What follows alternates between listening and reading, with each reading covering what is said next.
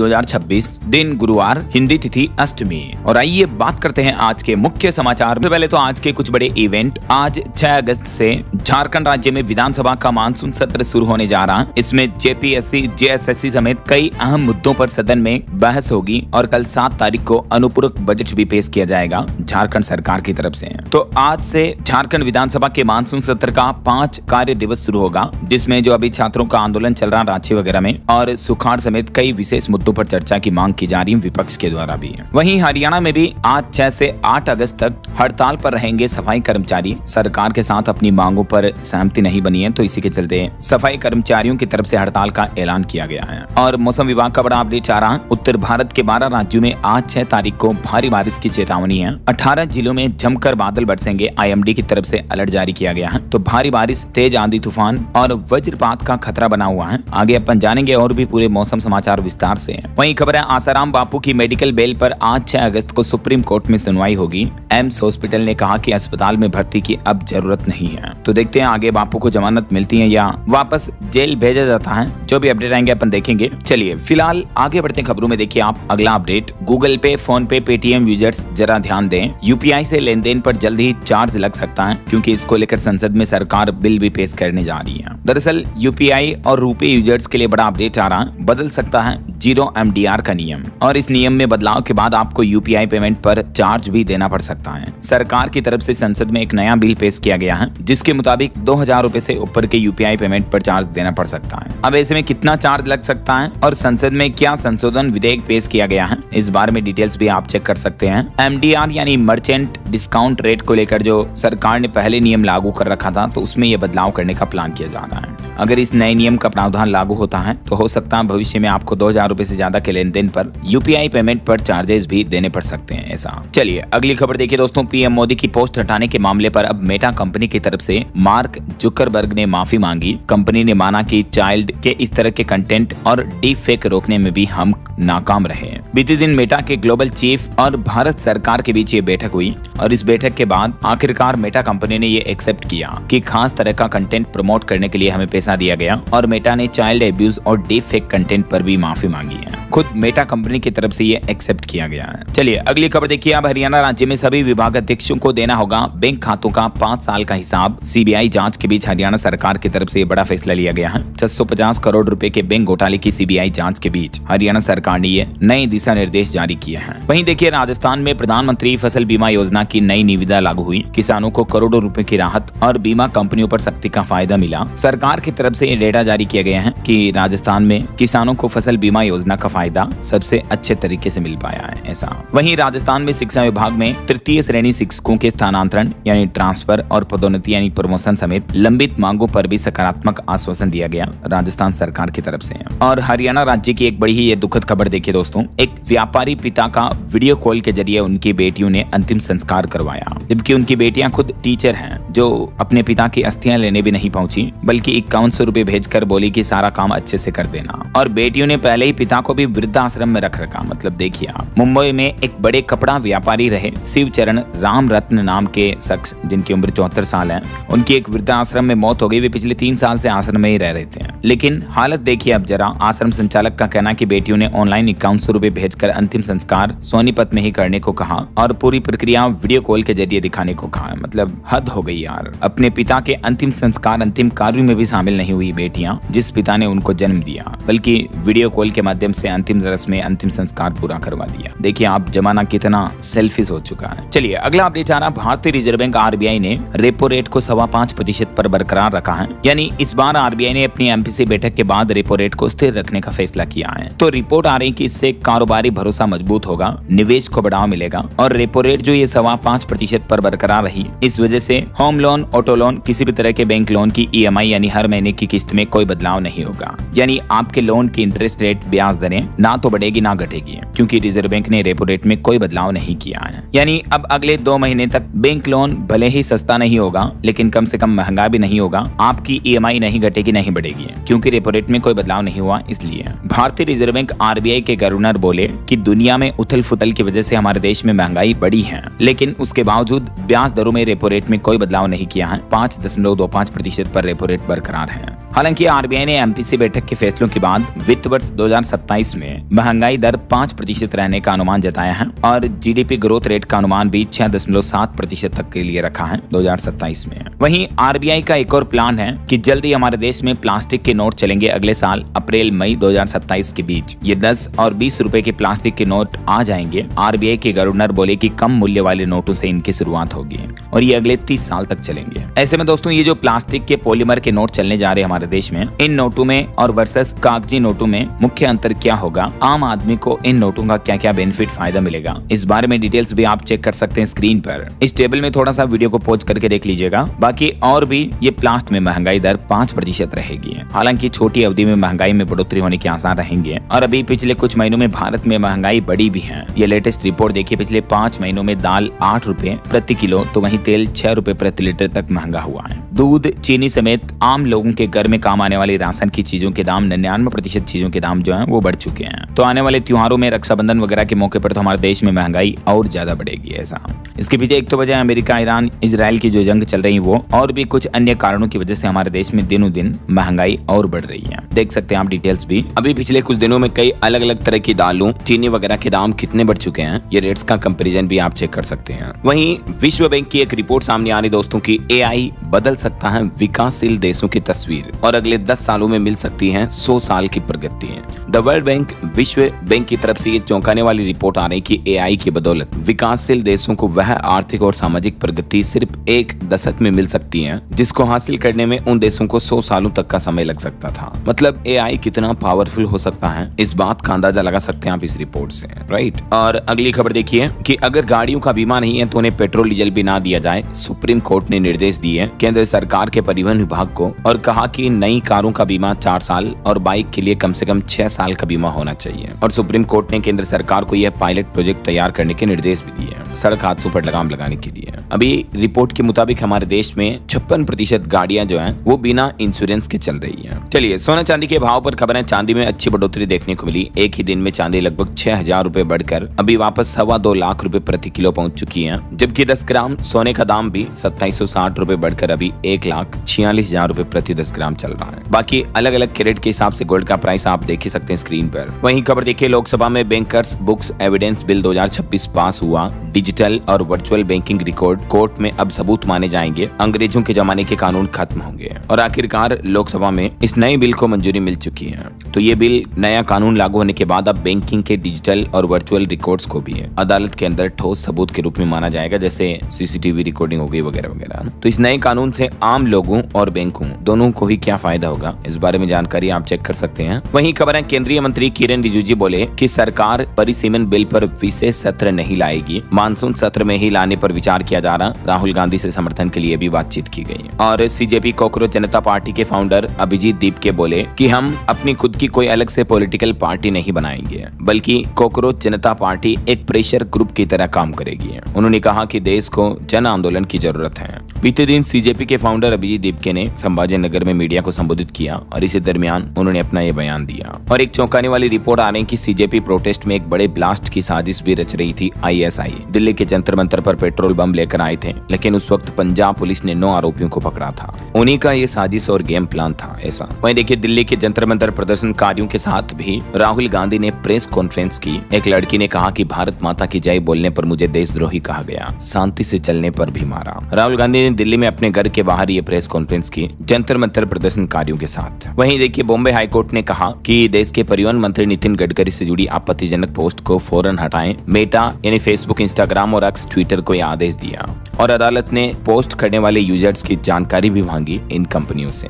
और खबर देखिए, सुप्रीम कोर्ट ने कहा कि युवाओं की बात सुनना सबसे ताकतवर हथियार है। केंद्र सरकार को सख्त निर्देश देते हुए सुप्रीम कोर्ट ने कहा कि भटके युवक पत्थरबाजी करते हैं तो सरकार युवाओं के साथ आक्रामक रवैये से बचे। जो हाल ही में दिल्ली के जंतर मंतर पर सीजेपी प्रदर्शन के दौरान हिंसा के मामले देखने को मिले, तो इन्हीं मामलों की सुनवाई करते हुए सुप्रीम कोर्ट ने देश के युवाओं के हित में यह बयान दिया। सुप्रीम कोर्ट ने कहा कि प्रदर्शन के दौरान पुलिस और सुरक्षा एजेंसियों को संयम रखना चाहिए था। अगर कुछ भटके हुए युवक पत्थरबाजी भी करें तब भी उन्हें समझाने और शांत करने की कोशिश करनी चाहिए और सरकार को भी आक्रामक रवैया अपनाने से बचना चाहिए। चलिए अगली खबर देखिए। तमिलनाडु में हब एंड स्पोक अस्पताल मॉडल पर स्थापित होगी टेलीमेडिसिन प्रणाली। कैंसर देखभाल चिकित्सा प्रणाली भी लागू होने जा रही है। वहीं प्रधानमंत्री नरेंद्र मोदी ने भी राज्यसभा में सांसदों के साथ चर्चा करते हुए कहा कि सोशल मीडिया इस्तेमाल में सावधानी बरतें। बीजेपी में शामिल हुए सांसदों से पीएम मोदी बोले कि संसद में चिल्लाने या गुस्से में बोलने की जरूरत नहीं है। पीएम मोदी ने अपने आवास पर बीजेपी के करीब 37 राज्यसभा सांसदों के साथ नाश्ते पर चर्चा की। इस दरमियान पीएम बोले कि मैं केवल 3.5 घंटे सोता हूँ, लेकिन हमेशा योग करता हूँ जो मुझे ठीक से काम करने में मदद करता है। चलिए अगली खबर देखिए दोस्तों। झारखंड की राजधानी रांची में भी दिल्ली के जंतर मंतर जैसा धरना देखने को मिल रहा है। 7 प्रदर्शनकारी यहाँ भी भूख हड़ताल पर बैठे, एक ने तो पानी तक भी छोड़ दिया। हालांकि फिर सोनम वांगचुक की अपील पर उस शख्स ने पानी पिया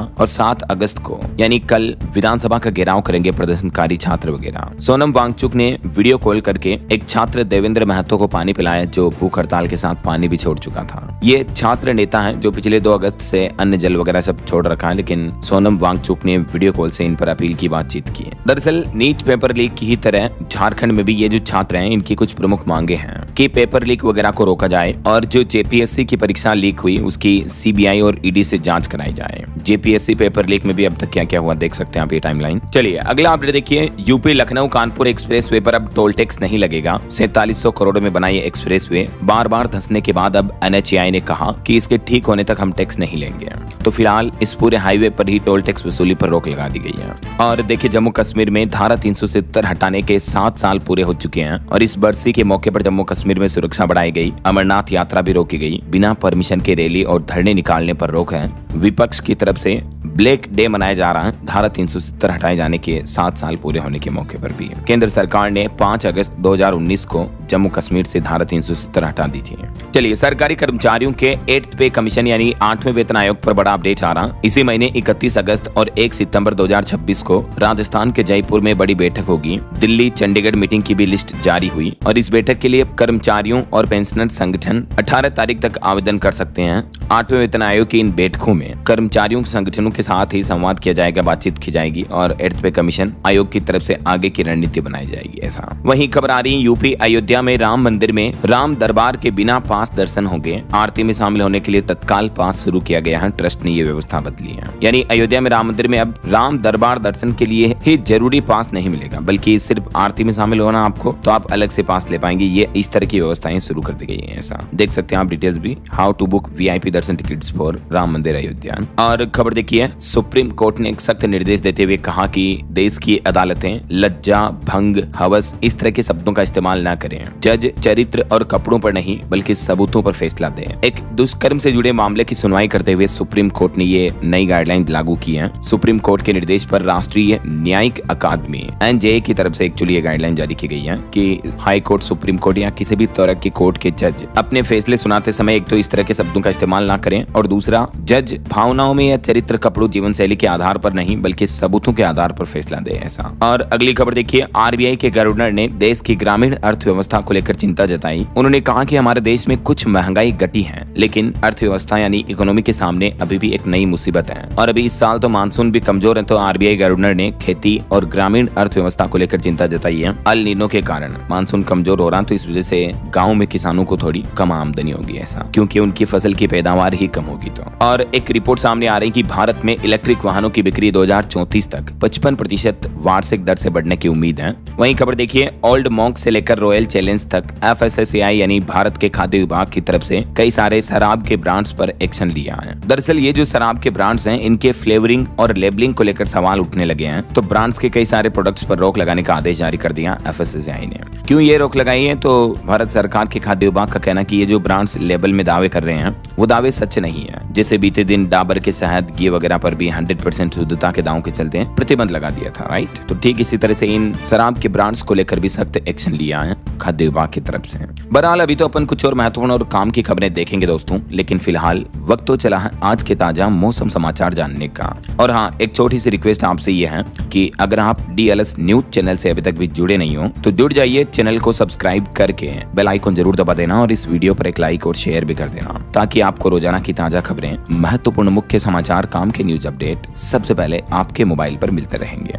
ओके, और चलिए बिना टाइम वेस्ट किए सीधा आगे बढ़ते हैं मौसम अपडेट में। तो देखिए, उत्तर प्रदेश, झारखंड, इन राज्यों में बारिश और बिजली गिरने से 17 लोगों की मौतें हो गई पिछले 12 से 24 घंटों के दौरान ही। वहीं पहाड़ी राज्यों हिमाचल, उत्तराखंड में कई जगहों पर लैंडस्लाइड देखने को मिला। 300 से ज्यादा सड़कें बंद हैं। केरलम राज्य में पिछले 4 दिन में 25 लोगों की जान बचाई गई रेस्क्यू ऑपरेशन में। यूपी के बिजनौर में हाईवे पर बह रही गंगा नदी भी। अकेले झारखंड में ही बारिश और बिजली गिरने से 14 लोगों की और मौतें होने की खबर है। इन जिलों में झारखंड में ये प्राकृतिक हादसे की घटनाएं देखने को मिली हैं। कुछ अलग अलग राज्यों की मौसमी स्थितियां देखिए आप। सबसे पहले बात करें उत्तर प्रदेश की दोस्तों, तो देखिए बारिश में सपा सांसदों की मस्ती देखने को मिली। प्रिया ने वीडियो जारी किया। यूपी में जोरदार बरसात चल रही है। सीढ़ियों से झरना बहा, अस्पताल में पानी सा घुसा। प्रयागराज, कानपुर, नोएडा समेत 20 से ज्यादा शहरों में तेज बारिश देखने को मिली बीते दिन भी। और इस भारी बारिश के बीच कई गांव बाढ़ की चपेट में। ये तस्वीरें फर्रुखाबाद की अमृतपुर तहसील की। यहाँ 24 गांव बाढ़ की चपेट में है। और अभी भी मौसम विभाग की तरफ से उत्तर प्रदेश में अगले 24 घंटों के दौरान अधिकांश जिलों में बारिश का सिलसिला जारी रहने की चेतावनी दी है। वहीं देखिए, पंजाब, चंडीगढ़ में भी जालंधर में तेज बारिश हुई। अगले 2 दिन बारिश का अलर्ट रहेगा। और भी तापमान में थोड़ी गिरावट हुई है। पटियाला में सबसे ज्यादा 143 mm बरसात देखने को मिली है।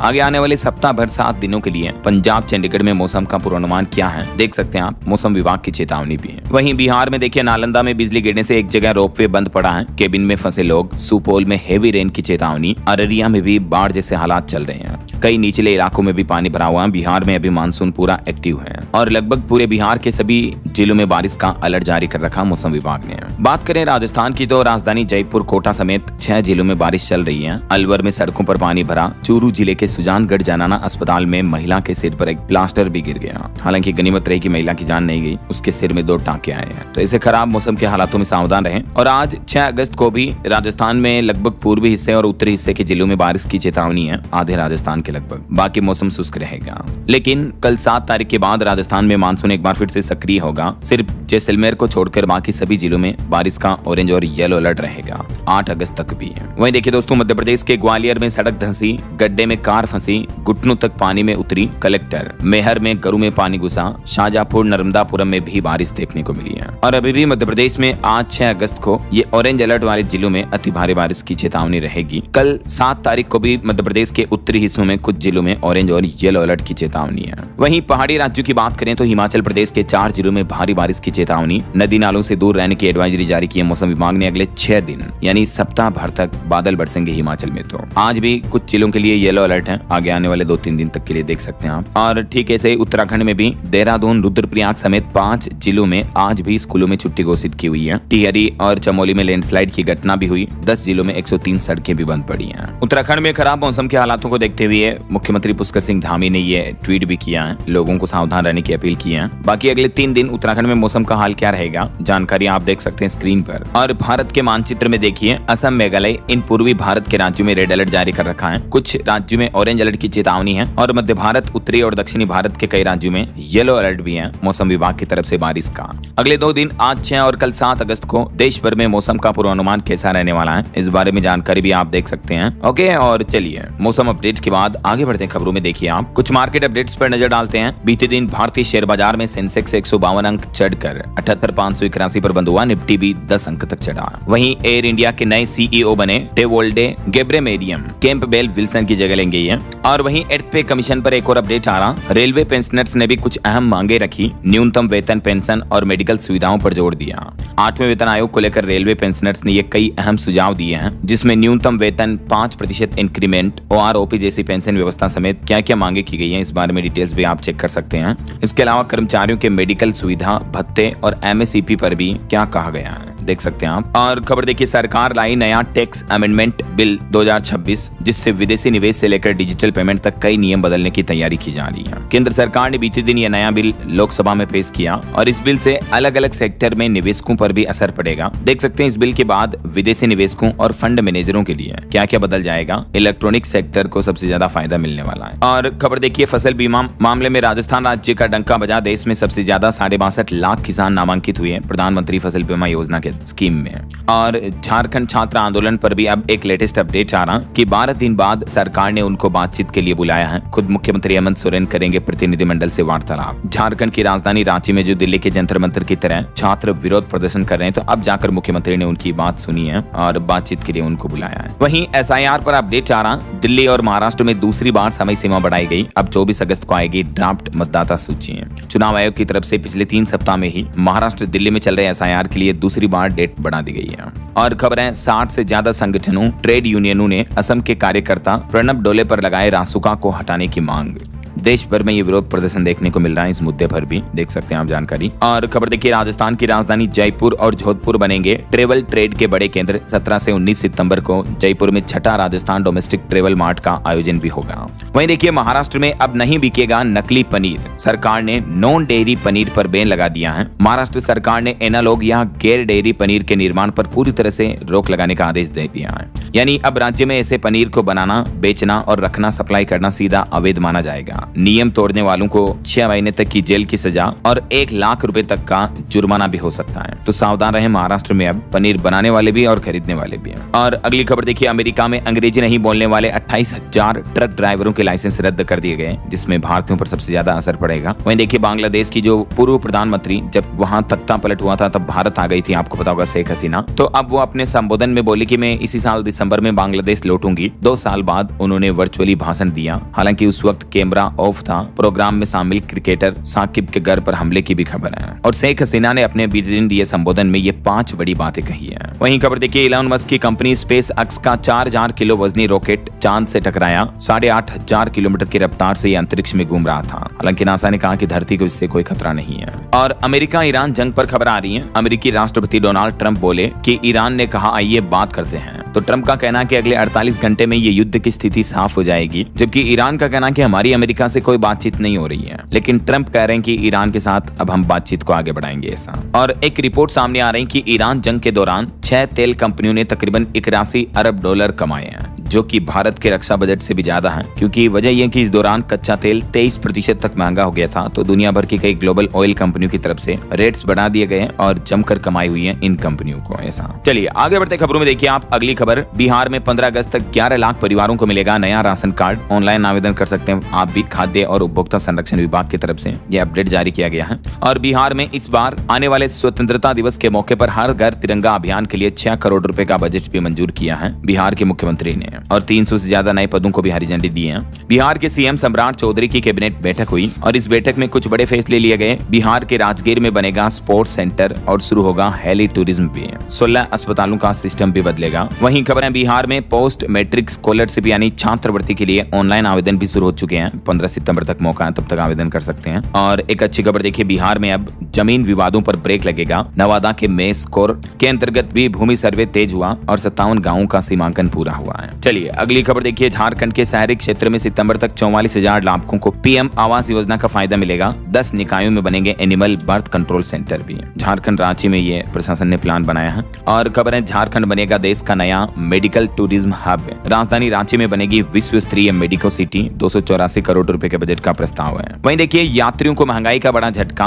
मध्य प्रदेश में बस किराया 60% तक बढ़ चुका है। प्रति किलोमीटर लगभग 75 पैसे की बढ़ोतरी को मंजूरी दे दी है एमपी में परिवहन विभाग की तरफ से। और टेक न्यूज से खबर देखिए दोस्तों, अब आपके खर्चों का हिसाब रखेगा गूगल पे का नया एआई फीचर। दरअसल गूगल पे ने अपने ऐप में जेमिनाई को इनबिल्ट कर दिया, तो आप गूगल पे के जरिए आसानी से अपना खर्चों का स्टेटमेंट हिसाब किताब बनवाना वो बोलकर करके प्रॉम्प्ट दे करके बना पाएंगे। ऐसा इस फीचर को आप अपने फोन में कैसे इस्तेमाल कर सकते हैं देख सकते हैं आप डिटेल्स भी। वहीं खबर है उत्तर प्रदेश में स्कूल बदलने और एडमिशन में मिलेगी राहत, अभिभावकों की सहमति से ही बनेगी 12 अंकों वाली अपार आईडी। और यूपी के सभी सरकारी स्कूलों का भी सुरक्षा ऑडिट होगा। योगी सरकार की तरफ से ये भी नया आदेश दिया गया है, क्योंकि बारिश के मौसम में अक्सर कई सारी बिल्डिंग्स वगैरह ढह जाती हैं, हादसे हो जाते हैं, तो इसी को देखते हुए सीएम योगी ने आदेश जारी किया है। और एक अच्छी खबर है उत्तर प्रदेश के लिए, देखिए यूपी के ऊर्जा सेक्टर को मिला 7422 करोड़ का बूस्टर डोज। इससे प्रदेश की बिजली व्यवस्था भी मजबूत होगी। ऐसा और वहीं मैंने आपको बताया था ना कि मध्य प्रदेश में बसों का किराया बढ़ चुका है, तो उसके बाद अब काफी विवाद भी पैदा हो रहा है। देख सकते हैं आप, बसों का किराया तो लगभग 55 से 60% तक महंगा हुआ, लेकिन बस एसोसिएशन का कहना है कि अब 400 की जगह 600-700 रुपए तक देना पड़ेगा। और प्राइवेट बस ऑपरेटर तो बोले कि हम तो 2 रुपए प्रति किलोमीटर के हिसाब से ज्यादा वसूलेंगे किराया। ऐसा तो जैसे सामान्य रात्रि बस, sleeper bus, super luxury coach, अलग अलग तरह की बसों के सफर में कितना किराया बढ़ चुका है, इस बारे में डिटेल्स भी आप चेक कर सकते हैं। वहीं खबर देखिए दोस्तों, छत्तीसगढ़ में बीईएमएल लगाएगी भारी मशीन बनाने का प्लांट। कैबिनेट बैठक में फैसले लिए गए, पीडब्ल्यूडी के काम भी ऑनलाइन होंगे और 500 करोड़ के एआई मिशन को भी मंजूरी मिली है। और एक श्रद्धांजलि, महाभारत में अश्वत्थामा बने प्रदीप रावत का अंतिम संस्कार हुआ। ये गजनी जैसी कई फिल्मों में दिखे हैं, सलमान खान ने भी दुख जताया इन पर। देश के महान कलाकार एक्टर का निधन हो गया, ईश्वर इनकी आत्मा को शांति दे। ओके, और अंत में दोस्तों आज के राशिफल पर नजर डाल लेते हैं। देखिए मीन राशि वालों को प्रमोशन मिल सकता है और मिथुन राशि वालों को भी बीमा और टैक्स के काम में फायदा होगा। और भी कुछ अलग अलग राशियों का राशिफल आप देख सकते हैं स्क्रीन पर। और हाँ दोस्तों, आप मुझे कमेंट करके बताइए कि जय हिंद का नारा किसने दिया था आजादी के समय? ये नारा किसके द्वारा दिया गया? ABCD, which is right option? Let me know in the comment box. सही जवाब